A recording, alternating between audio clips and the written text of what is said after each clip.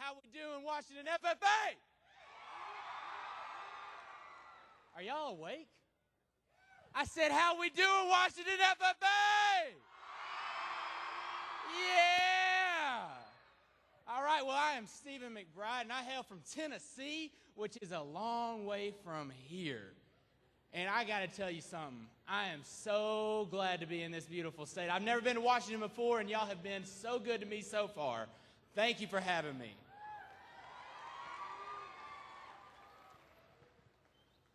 Ladies and gentlemen, I'm a picky eater.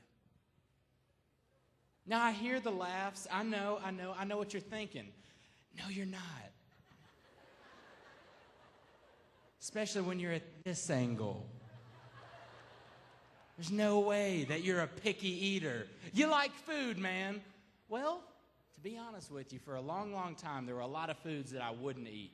In fact, for a lot of my childhood, I really only ate like bread, peanut butter, had some chocolate, glass of milk. And that's about it. That about sums it up. My mom hated it. She hated it so much. She'd be like, Stephen, you got to eat or else the government's going to take you from me. And I was like, come on, Mom. I don't like these foods. And she said, well, how do you know you don't like them if you don't try them? Well, I don't like them. Well, come on, Stephen, give it a try. Come on. But I don't like it. And it was a constant struggle. All of my childhood, there were just so many foods that I wouldn't eat because I was just scared. I didn't want to try them. I thought they'd be gross. And it got to be a pretty big problem. Well, I have two older brothers. And when my oldest brother, Matthew, was about to graduate from high school, we wanted to take a family vacation, kind of like our last time together as a family before he went off to college and then Andrew was soon to go after him. So we decided that we were going to go to Mexico. Oh, yeah. And so I was excited. See, I'm in elementary school at the time, and so this is my first time really going anywhere big. And so I was excited, but right before we left, I got my backpack on, I'm all ready to go, and my dad stops me. He says, whoa. Yeah, Dad? See, we're going to Mexico. Duh. Yeah, but see, in Mexico, they have different types of food. Where's this going? You see, son, there's going to be a lot of different stuff that you've never had before. And I want to challenge you right now to try new foods. But try new things, and I'll have you report back to me at the end of every day with the new food that you've tried. And then we'll have a talk about that. But just try new things. And then my dad told me this phrase that his grandpa had told him when he was growing up. My great-grandfather lived by this phrase. He said it was better to aim for the moon and hit the fence than to just aim for the fence and hit the ground. It's better to aim for the moon and hit the fence than to aim for the fence and hit the ground. See, my great-grandfather, he always tried harder with everything that he did. He never settled for second best. And that's what he passed on to his son and what my grandpa passed on to my dad and what my dad was now passing on to me. He wanted me to try harder and try new things because who knows, there might be something I might end up liking. So I agree to try these new foods reluctantly. And then we go to Mexico. And so where we stayed in Mexico, see, I was a little kid at the time. And I don't know if any of y'all were like me when you were little, but I would wake up super early in the morning, way before my parents, and they hated it. I was always that kid on like Saturday mornings that was up at right before the sun, just ready to watch cartoons or whatever. My parents like, come on, my alarm still has like 2 more hours. Please let me sleep. But see, in Mexico, I didn't care. So I would wake up early, and I would go to the breakfast buffet at our hotel. And so I snuck out and went to the breakfast buffet. And ladies and gentlemen, it was awesome. So I get in there and I see all this food. Oh, yeah. And the first thing I see are chocolate chip waffles. And I'm just about to get some. And I remember what my dad told me. He told me to try new things. And I've had chocolate chip waffles so many times. And even though they were tempting, I knew that he would be mad. So I said, okay, I'll holler at you later. And then I see it staring at me, almost with an angelic voice. Oh. Right over here. Keep in mind, we're in Mexico. Right over here for breakfast. Chocolate burritos. Oh, yeah. Oh, sweet baby girl. Oh, so I get 3 of them, and I get over to my seat, and I'm so excited, and I just take this big old cut out of it, and let's pause that thought right there, okay? Don't let me forget about it. Do you ever have those moments in life? Let's see, I like to call them the worst thing that could ever happen ever. And that's when you're at Grandma's house. Grandma's made her famous cookies, her famous chocolate chip cookies. And you just see them, a whole big old plate of them, and they just look good. And you take this big old bite out of them and realize that it's raisin. Now, nothing against some raisin oatmeal cookies. Yeah, sure, they're great. But when you think chocolate and taste raisin, it's disgusting. It's like the worst thing ever. Okay, time in. So here I am, and I'm just taking this big old bite, and oh no. Stephen. Come on, man. Think. Why don't you use your brain, son? It's not chocolate burritos. It's bean burritos. For breakfast. For me, that was disgusting. It was like the worst taste ever. When I was thinking delicious, gooey chocolate burritos and tasting nasty lunch or dinner bean burrito. It was awful. But then, I get a little pep in my step. Because I knew that my dad was going to ask me at the end of the day what new things I'd tried. And I was going to be able to say to him, hey, Dad, you were wrong because this was awful. And so I told him at the end of the day, I said, oh, Daddy, you'll never believe what little Steve-O tried today. And when I was telling him about it, he just started laughing. He was just like, oh, my goodness. Where's your brain, son? Come on, think. And then he told me that he was proud of me. He said, because I could have just eaten anything. He said, I bet there were probably chocolate chip waffles in there, right? Were you there? How'd you know? He said, every breakfast buffet. But then he told me that he was glad that I had tried new things because that was my goal that he had given me.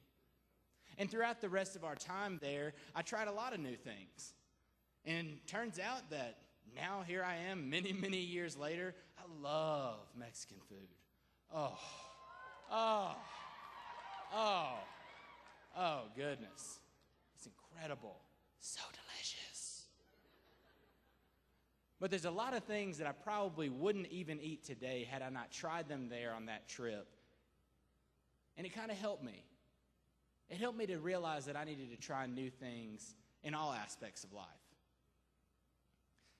See, FFA members, what's something new that you could try?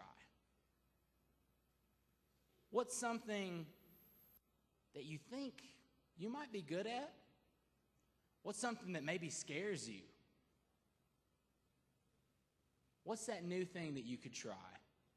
Maybe it's a new career development event that you want to try out with some of the members in your chapter. Maybe it's a new office that you want to try out for and run for.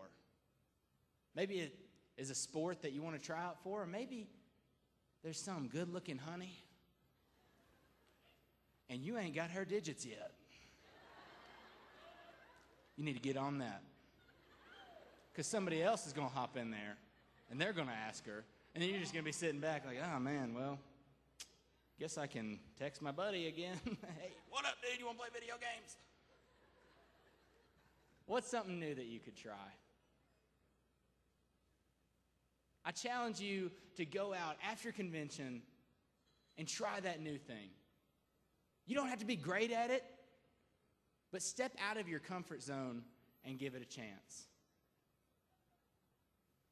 So a few years later, I'm 9 years old now. And me and my dad go on this trip, and we went to St. Thomas. And it's in the Virgin Islands, and it was just a trip with me and my dad. It was a trip with his company, and he invited me to go because my mom couldn't make it. And so me and Dad are going on this trip, and our hotel is on one side of the water, and then the town is on the other side of the water. And so the only way to get from the hotel to the town is to ride this ferry boat back and forth. And so every day that we were there, we would be at the hotel, then we'd ride the ferry boat across the water, and then get to the town, and then have to ride it back to the hotel. That's how it worked. And here I am, 9-year-old Stephen, and I'm like, Dad, I want to drive the ferry boat. And he said, oh my goodness, no. I said, Dad, wouldn't it be awesome? And I kept bugging him and bugging him and bugging him about it. And eventually he said, you know what? If you want to drive it so bad, why don't you ask the captain? No. Because that would mean talking to an adult, and I'm 9. Not going to happen. And I kept bugging him about it later on, and then he said, you know what? I'm not going to hear it anymore unless you ask the captain. So I go to the front of the boat. Excuse me. Mr. Captain, sir. I wish my voice was that deep at 9. Hey, Mr. Captain, do you mind if I drive your boat? And I'm totally expecting him to say, no thanks. But this dude says, well, sure, hop up there. What? Me? Oh, okay. And he said, now grab the helm. Okay. All right. Whoa, okay. And he said, all right, now here's the throttle right here. You don't want to give it too much, but sometimes we're going to have to go faster than where we're going right now. And just make sure that we get right over there. That's where we're going. You got it. What? Okay. We got it? Okay. I'm doing good. And then I get this thought that most 9-year-old boys might have in such a situation. We need to go faster. So I crank her up a little bit. And then a little bit more. And now I'm getting real nervous. Oh, he's going to be mad at me. He's going to throw me overboard. So I just want to see what his reaction is. So I do the over the shoulder, just a little. Maybe he's on the other side. I'm sure he's right behind me.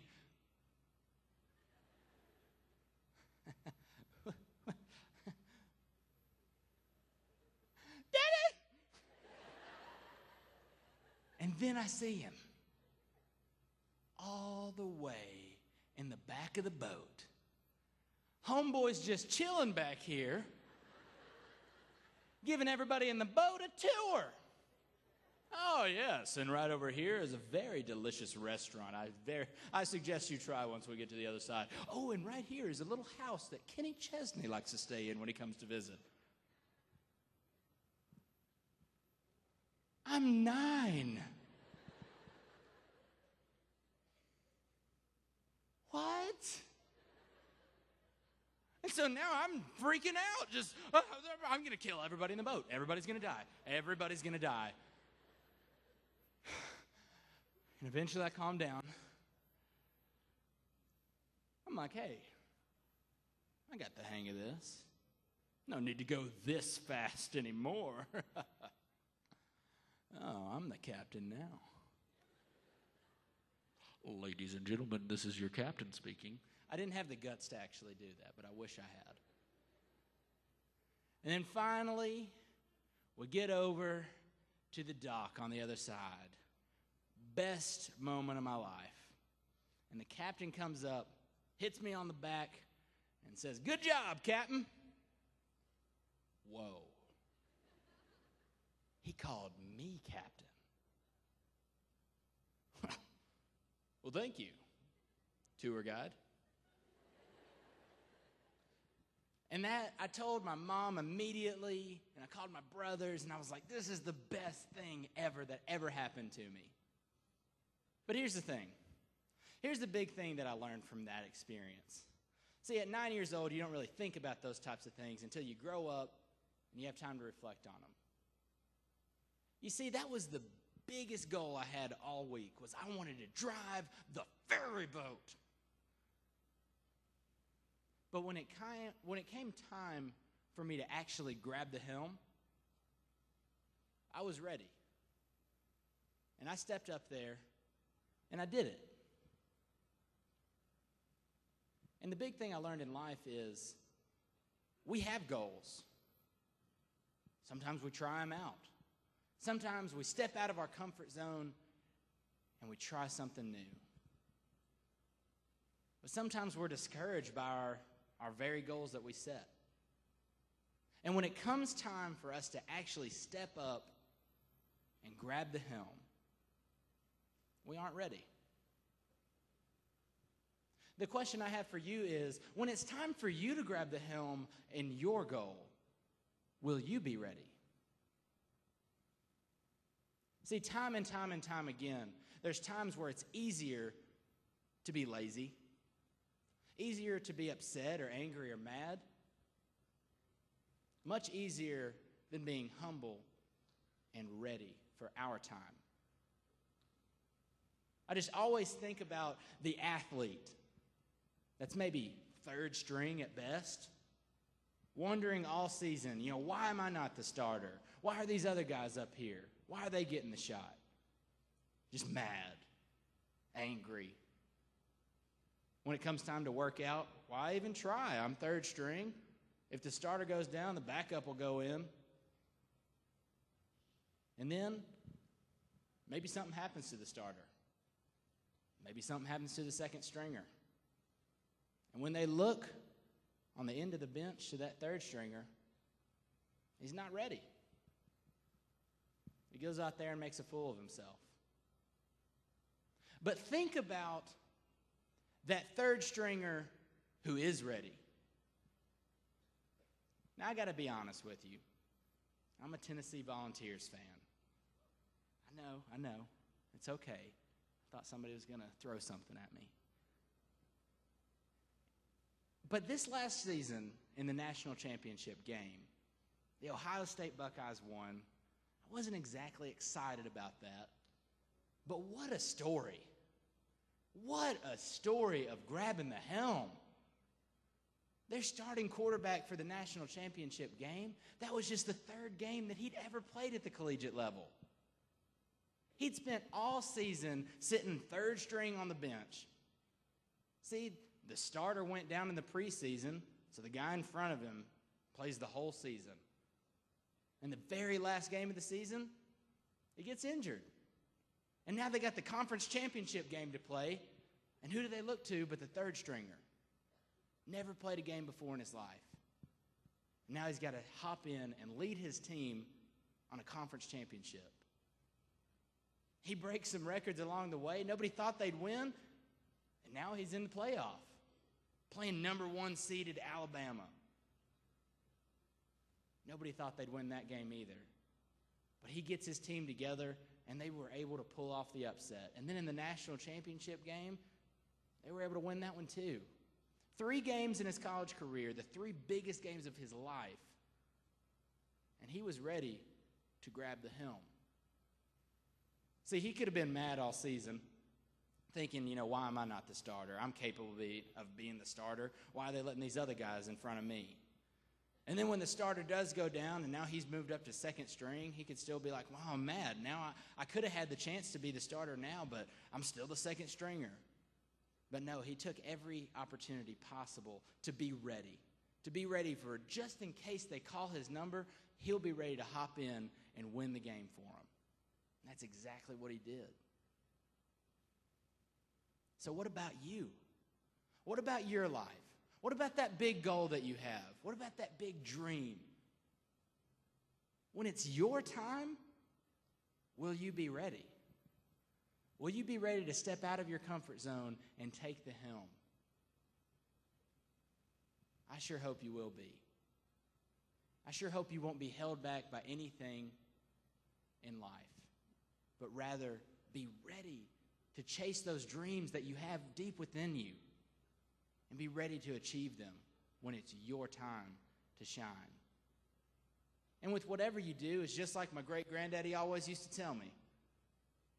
See, because it's better to aim for the moon and hit the fence than to just aim for the fence and hit the ground. I thank y'all so much for having me here in Washington. I've had a great time.